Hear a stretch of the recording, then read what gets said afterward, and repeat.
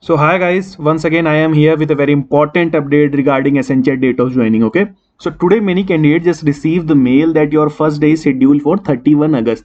So need not to worry, Accenture is sending date of joining mail in batch wise. Okay, so many candidates just received the mail that their day one at Accenture is scheduled for 31 August. You can see here that it is here that your first day is scheduled on 31 August 2022. So those who have not received mail, you will receive it for sure. Either you have applied for off campus or on campus, it's not the matter, but they are just sending according to batch wise, so need not to worry. Suppose your date of joining is not scheduled in August, then what? Then you will get in September, but for sure you will get. You need to check your mail on a regular basis. You need not to worry. Suppose your first day is scheduled, then what you have to do? You have to log in using your mail ID, and what you have to do on your action item page and count down to Accenture.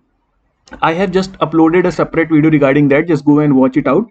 And once again, I would like to tell you that Accenture is sending in a staggered batch, so need not to worry if your joining has been not scheduled for 31 August.